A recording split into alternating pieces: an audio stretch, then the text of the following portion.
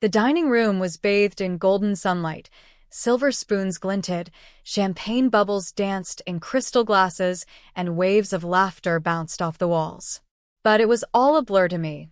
I sat at the end of the table, like a shadow no one wanted to see.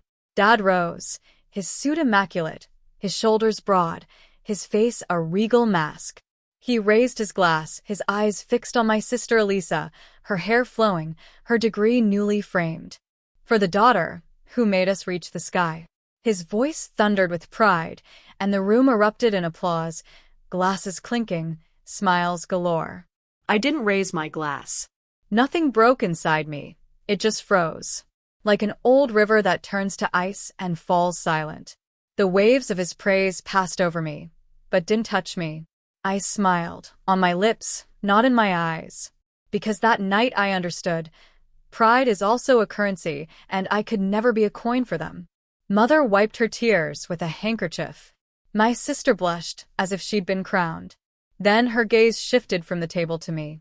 Her smile remained sharp, firm. "And you?" she asked, pausing for a moment, letting the silence deepen. "When will we say that about you?" Silence fell over the table, thorns hanging in the air. "When will we say that about you?" It wasn't curiosity, it was a judgment disguised as a smile. It would never be enough, nothing compared to that. Mother took her glass too quickly, its rings reflecting the candlelight, as if distraction would distract her. My sister lowered her gaze, feigning interest in the untouched bread basket. Everyone expected me to do what I always did, absorb the blow, let the silence heal the wound, and laugh as if nothing had happened. But that night, the weight of the applause that had rained down on him stung me more than the indifference, and I resolved not to let it go. The glass was lowered, a thump. A voice steady. "Stop comparing." The words sparked. "Father." A smile faltered. "Mother." A napkin crumpled. Silence. Peace. My sister's eyes fell on her plate, her eyelashes trembling. Guilt and surprise mingled. For a moment, no one moved. The chandelier hummed above us. It was the only sound in such a small room, holding so many unspoken truths.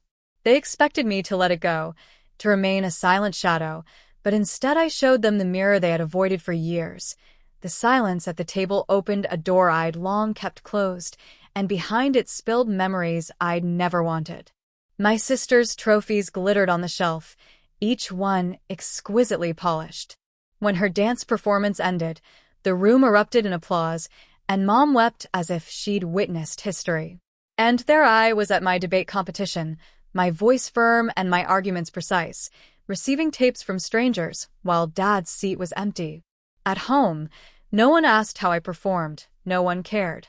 I wasn't invisible. I simply wasn't the image they wanted, the one that followed their script, the one that made them look good in front of the family, the one that earned their pride without even asking for it. Growing up in their shadow wasn't quiet. It was noisy, filled with applause that was never for me, celebrations that didn't even mention me, as if I wasn't part of their story. To them, my sister wore an invisible crown that never fell. Every achievement of hers became a family holiday. Her wedding was discussed as if it were a royal ceremony. Framed photos lined the hallway. Her dress was mentioned repeatedly at every meeting. Her new job, an achievement worthy of a toast, as if no one else in the world had ever signed a bid. Work. Her small victories, like learning to cook or buying a new purse, were proof that she was the perfect daughter. And every time Dad raised a glass for her, it felt like punishment, not pride. His pride in her overshadowed everything I was, everything I strived to be. I wasn't failing. He was simply measuring me against someone who had never been allowed to fail. And in his story, his crown shone brighter than my own existence. He never noticed that I was silently struggling. When Mom's health deteriorated, I was the one who drove her to late-night appointments, waiting in cold waiting rooms, and pretending everything was fine. When my dad's business collapsed, I was the one who secretly sent money to pay the bills he never accounted for. At work, I found census data that no one asked about, how I had climbed the ladder of success on my own, without any fanfare. I learned to cook, pay the rent alone, and survive without anyone's burden. But my sister finally broke the silence, her voice low but firm. "Papa didn't mean anything bad," she said softly, trying to defend him, though it sounded like an excuse. The words rippled across the table, trying to cover the wound, but they only made it worse. I remembered when, years ago, she had laughed with her friends, whispering loud enough for me to hear. "I won't stay in the family," she laughed. Her smile joke. The words turned to stone. That crown I labeled. I looked into the glass. She was the reason I disappeared. Every toast to her was another reminder that I was never enough. Every champagne glass raised in his honor was like a hammer blow, blaming me for not living the life he wanted. Dad leaned forward, his jaw clenched, but his voice was soft, as if softness could hide the blow. "We just want you to settle down," they said. "Steady up." The sentence held the weight of all their expectations, their blueprint for what I should do. I leaned in, looking directly into their eyes. Or maybe they just wanted a replica of it. The question landed between us like a stone in still water, sending ripples across the table. Mother blinked rapidly. My sister pursed her lips. Father's face hardened. The air thickened and weighed, as if even the chandelier knew something had changed. For the first time, he wasn't in control of the story. I was. The words burned on my tongue. And this time I didn't stop him. I tried twice as hard, yet people only half noticed me. My voice didn't tremble, but it stopped.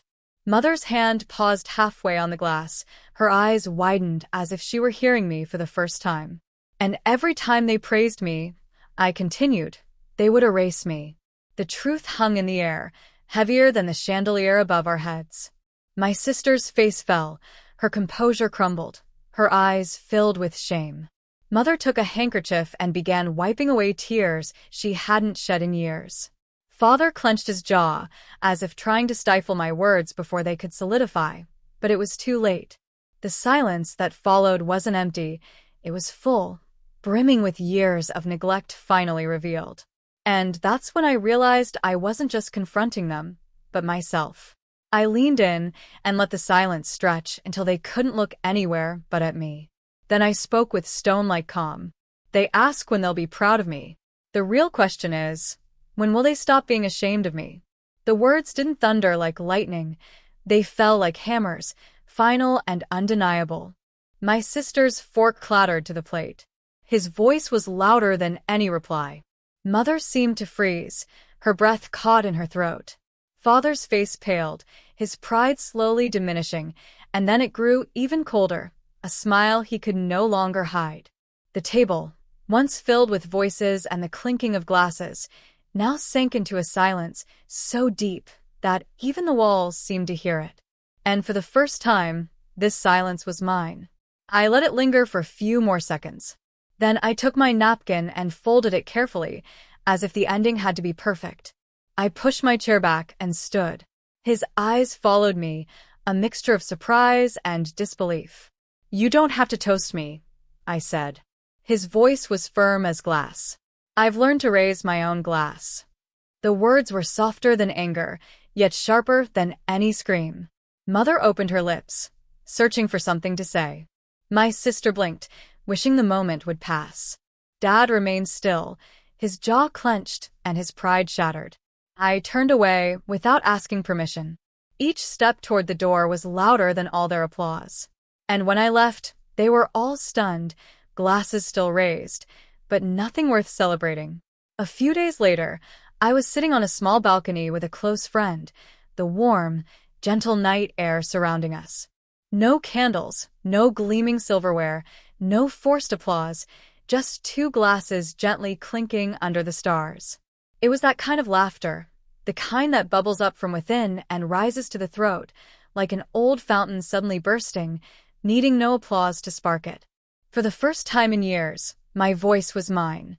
Not my father's echo, not my mother's pleading, just my breath, my words, my song. My phone vibrated on the table, a flood of unread messages, each containing the same old question. "Where are you?" But I didn't even touch the screen. I no longer needed to breathe their air.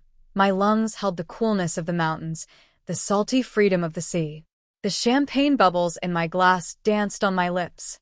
I leaned back, on the chair on life, and suddenly realized I had emptied their glass of approval long before that dinner table. I had just never spoken it out loud. Family pride? It was never my burden, nor my earning. It was their badge, one I never tried to wear. I smiled and looked up at the sky. The same sky that had answered my questions as a child, and now bore witness to my answers. Self-respect? It had never depended on anyone's mercy. It was in my blood, in my bones, in my laughter. And that night, when the moon descended into my glass, I took the last sip, not of their praise, nor of their glances, only of my own victory.